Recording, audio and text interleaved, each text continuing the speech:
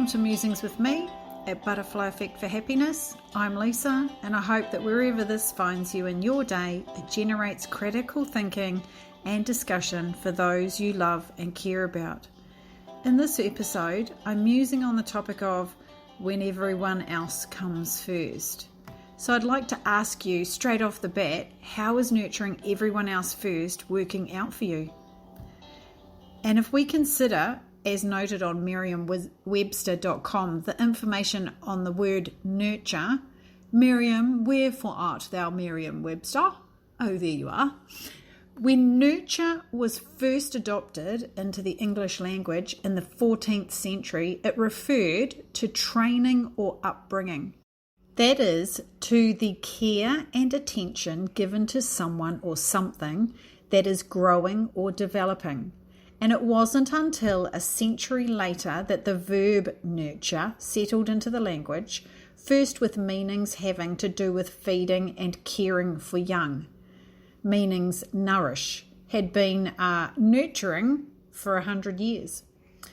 So that used to show up for me, and it may be showing up for you by nurturing everyone else before ourselves. It might look like picking up after everyone else, being a taxi service and running everybody around. You might have a restaurant service in your house with various levels of critics, I might add, that don't want this or don't want that, or I don't like this and I'm not eating those peas. You may even be making several different meals to cater to the hordes or to the kids, whichever you decide. You might be working all the time and are all things for everyone. Maybe, like the old me, you drop everything for others. You might have something planned and someone rings and you say, sure, I'll be there. Never mind your own plans. And this is a common experience for parents of teens who don't have their own license yet. You know how you're the on-call Uber for work and school and whoever else or wherever else they are going. It might even show up as you having other people's kids when you have commitments of your own. And if you're doing that, you're probably saying yes when you want to say no. And we might even offer to do things for others and then kick ourselves for it. And if you're anything like I was, I didn't even consciously realize that I was doing that. Or if I did realize it, I'd forget and repeat that situation again and again and again. And then feel resentful about it. Like, seriously? Not really working for me. We often allow space for everyone to experience things and then feel resentful, like I just said, that we're not doing it for ourselves. And I totally understand why everyone thinks that.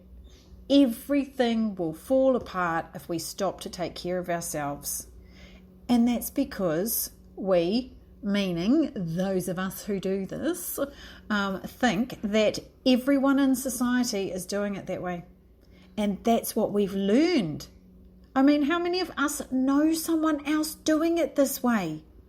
I regularly have clients, friends, family members say exactly this. If something happened to me tomorrow, the shit would hit the fan and no one would know what to do. I even have this vague memory of some verse about, as you wish others would do to you, do so to them. Like, on reflection, I don't think this meant martyrdom, and that definitely was not working for me. And if we really stop to think about it, it brings up a whole raft of questions in relation to this. Like, what are we teaching others about how to treat us if this is what we are doing? What are we teaching our children about how to take care of themselves if we are doing it all, or constantly catching them so they don't experience failure? How are we allowing others to experience independence or decision making if we're making all the decisions? How can we expect our children to go out into the world and operate as whole and healthy beings if we don't create a space in which they see that being role modelled? We can't ask for something to happen that we're not doing ourselves. You know the old adage, do as I say, not as I do? Doesn't actually work out. And honestly, I don't even remember when I took on the role of being all things to all people. But I do know that it's tied or was tied directly into my self-worth, and still is if I have those moments of getting off the wagon and burning it to death. It's tied into my boundaries. It's tied into my self-value. It's tied into my self-esteem and a whole other load of stuff. And if you've been doing these things, then you're probably noticing, or not noticing as the case may be, especially when we're not consciously aware that we are putting everyone else first, but we begin to feel angry and resentful. We may be experiencing brain fog because we're doing, and we're not able to focus our attention, and you just can't get your brain to work efficiently. You know, like when you're trying to do so many different things and then you end up like cutting yourself or knocking things over, and then the glass goes and then you spill something and it goes from one thing to another, and things take so much longer to get done, and you just can't think. Like your brain is so foggy that you just can't think, and then one of the kids asks a question, you're like, oh my God, I don't know. Some of the other things are you might feel tired all the time or have sleep issues. You know, when you feel so tired, but when you go to bed to sleep, it's like an activation switch for the monkey mind to start. You know, that awesome experience when every single freaking thought, feeling, event, issue, past memory comes into your brain as you're trying to go to sleep? You know, that fun experience, like best one ever, said no one. You know, it might be a loss of your sense of self. So like, what makes me happy? How do I even find what brings me those moments of happiness? Like, we may even lose connection to those intangible parts within ourselves that make us who we are. I so often hear from clients and friends and parents and family, I don't even know what I like anymore. Or I don't know what makes me happy. I don't know what I do for fun or brings me joy or makes me happy, or everything is about everyone else. I've asked people, like when I go out, so now I ask different questions because I want to know the depth of people as opposed to, oh, what do you think of the weather? I do ask that too because, you know, we often have no rain. I have asked people I meet, what do you do for fun for yourself or for joy outside of this situation or outside of work and family? And so often the reply is much the same. Nothing. I do nothing. I wouldn't even know where to begin if I had time. And there's so many of us in this situation, and we think we are the only ones. And for me, as a now self-confessed personal development magpie, and magpie because I have tried so many shiny things to quote unquote fix myself, I have spent countless times journaling. What do I even want? And that's the sentence at the top of my page. What do I even want? Or what brings me joy right now? Because I've been sucked back into the doing for everyone else so many times, and then the fallout from that shows up for me. And so for some, it might show up as a momentary feeling of joy, but no sustainable level of happiness in our overall life. Like, there's brief snippets of that feeling of joy while doing the thing, but no long-lasting feeling of fun or joy or happiness. It's a definite step up from zero joy in anything in life, The pivot, though, is that we want to be able to find those moments more consistently throughout our daily life and have that feeling of looking forward to things, people, places, events in our life. So some other noticeable effects are a feeling or experience of disconnection from ourselves and others. Because we're so busy with life, work, family, and we're not taking care of ourselves. And consequently, our relationships outside of these areas start to fall by the wayside, or they already have. And we have glimpses of awareness as we wonder how a friend is doing, who we may have had a great connection with, but haven't seen for ages. Because we are all busy doing our things or going through life. And sometimes those are like the canary in the mine. Haven't seen your friends for ages? Why is that? Is that because we're not taking time out for ourselves? We're not making the time to catch up with those friends that have had us all those times when we've fallen over? We're not taking the time out to catch up with the mums from school or whatever it is, because we are so busy. Busy. Don't you love that word? Busy. Maybe even you don't feel like you fit in anymore. Or you might have intentionally separated yourself out from a friend group because you're dealing with so many other things on your plate. These issues or priorities might range from like other relationships to wellness of self or family to feelings of not fitting in anymore.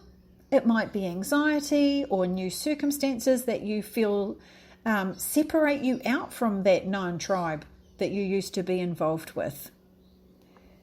Things might have changed so much so for you that you don't feel you have the similarities or connections with them like you did. And this leads to, whether consciously or unconsciously, grief over the loss of that relationship with those friends or family or job or a relationship, as in, partner.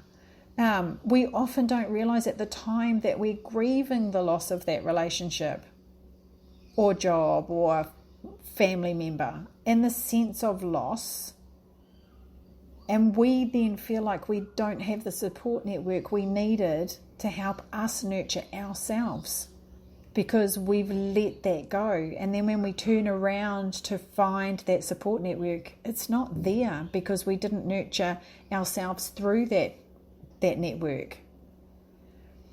And then this can lead to a feeling of loneliness and longing to be connected to others or not. We might be craving connection to other like-minded people who get where we're at. But we might feel like we can't join in because, that inner voice that likes to rear its head, that self-doubt voice that says, no, who makes you think you can join into that group? What makes you think they would want you in there? Or whatever that little self-doubt voice says. Or we may even be avoiding the connections with others. Like, or maybe you don't know.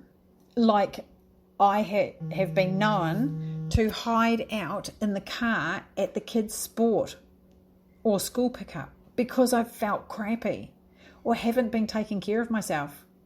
Oh shit, I hope they don't see me because I'm not in a space to talk. Or, oh my God, I look like shit. Or, I don't want to bring others down with my stuff. And because we feel awful all the time. And I only say this because I've been there. And on occasion, I'm known to still be there. Less often now. But you know what? I'm always a work in progress. Another symptom of lack of self-nurturing is a sense of sadness or lack of give a shit or just like general malaise. Like you can't put your finger on it, but you just feel meh or who cares or like whatever because you don't find that buzz around anything anymore and you don't feel like you want to engage in anything anymore. there's just not that give a shit. You might find that you just feel completely lost, like you've lost your sense of self, lost that sense of direction or purpose, and you know what you don't want, but knowing where to start to change or pivot in a new direction feels out of your range. And you may feel like you need some sort of support to help you get unstuck so you can pivot in a new direction with a renewed sense of purpose.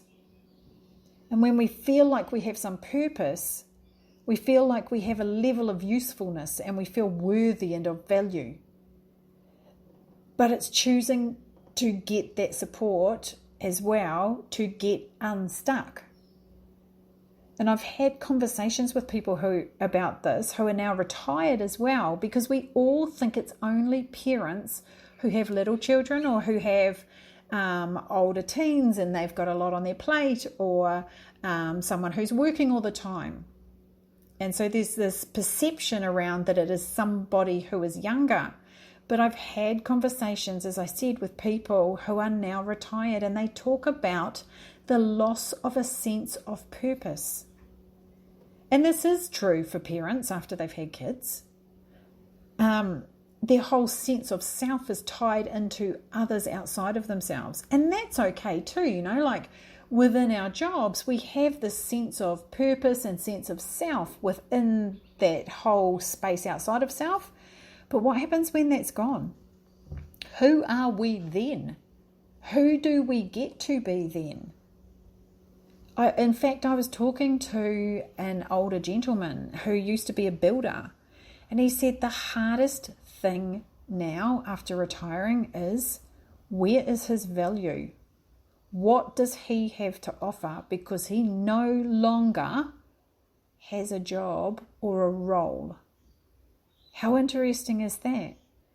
And for us as people outside of that space, we're expecting them to, I guess, from my point of view, expecting them to be like, woohoo, I'm retired and now I can go and do whatever I want to do. The other thing is there may also be that sense of stop the world, I want to get off. That sense of not knowing where I want to be. I don't know what I want to do, and I just want to get off. Like that old saying, I don't know if I'm Arthur or Martha. I don't know who I am. And then that leads into that feeling of inner doubt. We are so much in that space of being lost that we're not listening to our inner voice or our inner guidance. And then our decisions become fear-driven. We can be so focused on that little voice that questions all of our decisions that we then fear listening to our inner voice. Or we are making decisions based around what may go wrong instead of the realm of possibility, like positive possibility, and the ability to make decisions for ourselves becomes too hard. And yet the flip of this is that we are so often the decision makers of the family. And we're doing this day in and day out. What's for dinner? How will I manage kid drop-offs? How am I going to pay that? Where will I put that money? What is going to happen with this today? We're making all these decisions all the time. Maybe this is decision fatigue. Is that a thing? I'm sure it's a thing. It's got to be a thing. This then may potentially flow into asking everyone else what it is that we should do. What should we be? What should we have? Is this the right decision that I'm making? And we allow others to be the deciders of our lives. Or we may even live at the mercy of everyone else's requests, simply because we've given up being the decider in our own lives. We will make decisions based around family and friends and the house and the car and all that kind of stuff. But what about us? What about our life and who we are and what our purpose is? Where are we making those decisions? How are we stalling that? And look, if looking after everyone else first was the best way to go, then we would all be racing around the plane trying to put everyone else's mask on during a crash. And if you haven't flown before, you may not know this, but on the plane they have a safety talk right at the beginning, and part of that safety talk is put on your own mask first, not your children's. If you're always putting the mask on your kids, or I'm putting the mask on my children or other people and rescuing them at some point, we are going to falter. We can't be putting the mask on everybody else and not ourselves. And that's when we get sick. And that takes me back to what I've said in other podcasts. Feather, brick or truck, which level are you going to stop at and start caring for self? At feather level? At brick level when you get unwell? Or at truck level when you end up in hospital or have a car accident because you're so tired? Or someone says, you know what, I can't be in this relationship anymore. Which level are you going to stop and start caring for yourself? After all, there's a reason we have so many sayings around self-care. Fill your own cup first so that it may overflow. And then you can give to everybody else. And this doesn't mean, or maybe it does, that we run away and leave everyone to fend for themselves and tell them all to fuck off. But it does mean we take a good look at where we can start to let go of some of the reins. And we allow others to pick them up for themselves or support us in what we need to happen. And for my hubby and the likes who don't get the mask and that kind of thing, I use the analogy of a car. I know I've said this before, but hey, once is never enough. Just check out our house. If we always drive our car and don't refuel it, and we don't check the oil, the water, the tyres, or we allow our gearbox to crunch constantly, then we're not going to have a very smooth ride. Or we'll have a car that won't start next time, or we'll have a gearbox that's stuffed. We have to make sure the battery is being recharged. The tank is full of the right kind of fuel. Diesels don't run on water and sugar. And ensure that everything is greased properly. We are the same. We have to take care of ourselves mentally, physically, emotionally, and spiritually. And here's my disclaimer, that doesn't necessarily mean in a God kind of way either. It might mean giving or being part of something bigger than ourselves. For my hubby, that's being involved in the Royal Fire Brigade. And we both help out with Scouts. So that allows us to feel part of something bigger, but we don't do them at the detriment of ourselves, or who are we actually going to be useful for anyway. So maybe that may be why you're sick and tired of taking care of everyone else first, literally and figuratively, because you're not putting your own mask on first or taking the car for a service. And keep it clean, people. Or maybe you're not putting your own mask on at all. So how do we prioritise ourselves first? Well, we find practices that allow us to tune into ourselves and to identify our own needs or what our issue really is. We make time to stop and try out something we have always wanted to do. And it doesn't have to cost an arm and a leg, and it doesn't have to be full scale. It doesn't have to be hours or weekends. In fact, it's more in those daily practices and the pivots that we get more traction. The weekends away are great too. Like, who's going to say no? But if we don't take care along the way, we end up sick for those weekends. How many of us finally take the holiday and end up sick for most of it? We build our toolkit and we use those tools to nurture our needs first. Maybe it's yoga. Maybe it's painting or bushwalking or axe throwing or one of those crash or smash places where you get to smash everything up. Or maybe it's meeting at a cafe with the mums from school. Yeah, ladies, we are definitely overdue. It's getting the kids or partner to make their own lunches, and maybe even at night, so there isn't a rush in the morning. That's something that we do in our house. You don't have to, but it stops that morning rush and the chase of kids.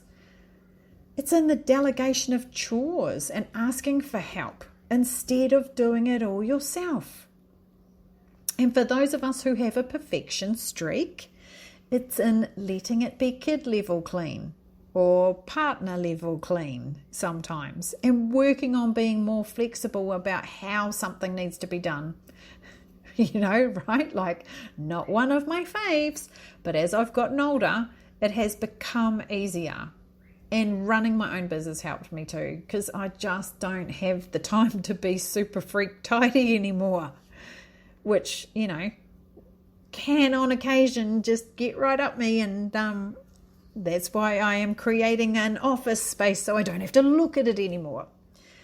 But it's in the pivot on the thinking too. Instead of feeling resentful for having to sit at rugby league and waste my time, you might be sitting at dance or at some other sport, or you're having to run them to work or whatever it is. So now I might use it to walk around the field, or catch up on a podcast, or listen to an Audible book, or phone someone I haven't had time to chat to in ages. Or I might ring my mum, or I might sit down and spend some time journaling. It can look however you want it to look. I'm really conscious here that I'm more of a chill out, relax, and have meditation time. But I know there's people who want to get active and haven't had time for that, or are more social than I am, so they might want to socialize with people. It might look like lying in the grass in the late afternoon with the dog and grounding while I feel the cool earth and appreciate that the dog loves me no matter how much of a nut job I may have been this week. It might be picking up a book from the library that you've always wanted to read but never had time for. Like one page at night. I have a beautiful Tao healing master teacher who says just one page, and it gets you through that book. You don't have to read the whole book. Just one page gets you further than never at all. It's in the dancing like a freak with my youngest son in the kitchen as we get breakfast in the morning. And music is the best shifter of energy. And it's not caring who sees you. It's being stupid and allowing yourself to move your body and shift that energy. Is there something in there that piques your interest? Is there something else that you've always wanted to try? Make it like an adventure. Try something different. If you don't like it, try it again with someone else. Or don't. Try it again. And try something different next time. It doesn't matter. Think of it like a smorgasbord. Oh, I'll have some of that this time. That wasn't quite my cup of tea, but if it had some extra milk in it, I might have some more of that. Or, definitely not going back for that again. So spend some time listing things that you might want to have a go at. Or spend some time listing things you used to do as a kid or teen and revisit those. What things did you do that floated your boat then? It might just be that you just don't have time for those anymore, or you haven't made time for those anymore. It might be walking outside and breathing in the smell of your horse. It might be sitting in the chook yard watching the chickens pecking around and doing their weird little runs with their no arms. Like, you know what? If this resonates with you, drop a comment on my socials or direct message me with what your next self-nurturing focus is going to be. There's your challenge. There's your challenge. What is your next self-nurturing focus going to be? What can you try? If you've been trying nothing up until now, what have you got to lose? What have you got to lose except not starting? Have a crack at something. Stop and make time. I don't have time is not an excuse. It's a reason for you to avoid taking care of yourself. And there's so much more deeper under that, but a podcast is not the place to expand into that. There's further podcasts down the track. And as always, I hope that this lands with the intention it is meant with love, with understanding, and with a good dose of when the bleepy you're going to do it, because tomorrow is always another day away. With mountains of love and mountains of blessings. Catch you on the next one, beautiful people.